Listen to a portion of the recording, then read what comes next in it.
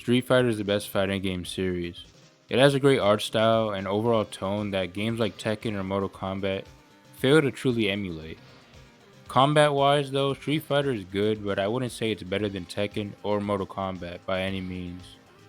Anyone who has played these games before can say each series has its own satisfying gameplay. In recent years, Street Fighter has gone to the 3D era, and the gameplay has a significant increase in quality compared to the 2D games. However, the recent Street Fighter games have had a decrease in tone, art style, and overall the games just feel completely soulless. There's this meme that has originated on 4chan called Soul vs. Soulless. I assume this is a play on Black American soul music. This is basically a meme where people believe that entertainment that came out back then had much more dedication and work put into them from its creators, not to just create a good product but a piece of art. There's merit to this meme because back then creators of anything took more risk on whatever project they were making. This is how games like Ratchet and Clank, Jack and Dexter, and Sly Cooper were made. These games were action platformers, and before these games, most platformers were kid friendly and often felt copy and pasted. Things back then were also edgy, and they had a lot more adult humor in games. It honestly felt like the Wild West back then with all the good and not so good middleware games that came out on the PS3 generation. The Soul vs. Soulless meme can be applied to Street Fighter because back in the 90s, Street Fighter was all over the place and you really couldn't escape it.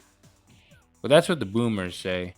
I'm not 30 years old, I'm a new fan of the series, and for about a year I've been playing these games, and my favorite lineup is the Street Fighter 3 games. New Generation, Second Impact, and of course Third Strike. These games are the definition of soul. I'd argue that these games have more soul than any of the other games in the series. I want to go through all three versions of Street Fighter 3 and see the progression the series made. Anyways, let's start this show. This intro is getting a little too long.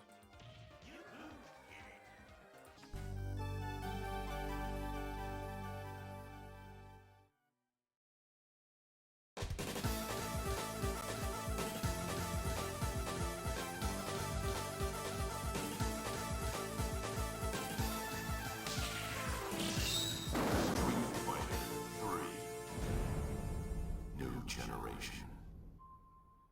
So we start off and we're already running into a problem. I'm going to try not to be too negative because I do like this series, however, there are no characters in this game. I know the first version of all Street Fighter games have little characters, however, the title of the game is New Generation, so I shouldn't see Ryu or Ken. And also, if you came off of Street Fighter Alpha 3, this is going to be underwhelming for various reasons.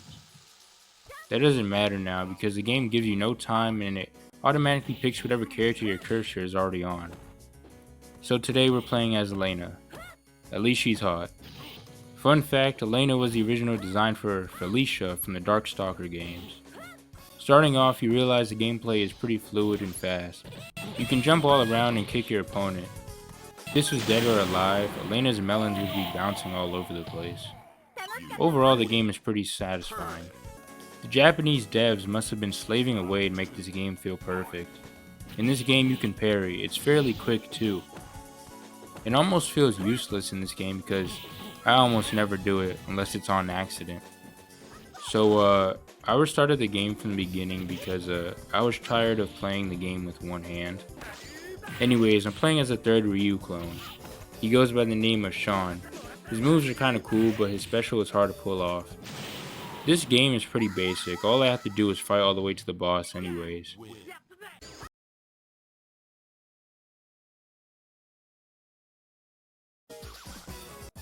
So here I am at the final boss, Gil.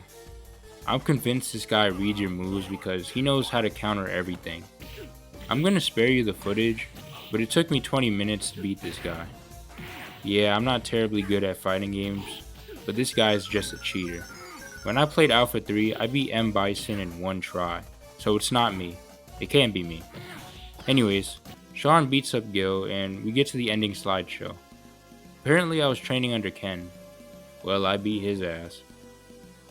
So Ken leaves me to train with Ryu so he could plow his wife, which apparently he had. I never knew that. And, well, that's the end of the story. There's not much to say about New Generation. The biggest takeaway is that New Generation is the smoothest Street Fighter out of the games that came out in the 90s. At least so far, anyways. However, I would not recommend it. This game is pretty basic as it is. Oh, but trust me, the sequel is much worse. So much worse. Tune in next time for Street Fighter 3 Second Impact. Peace. And be good people too.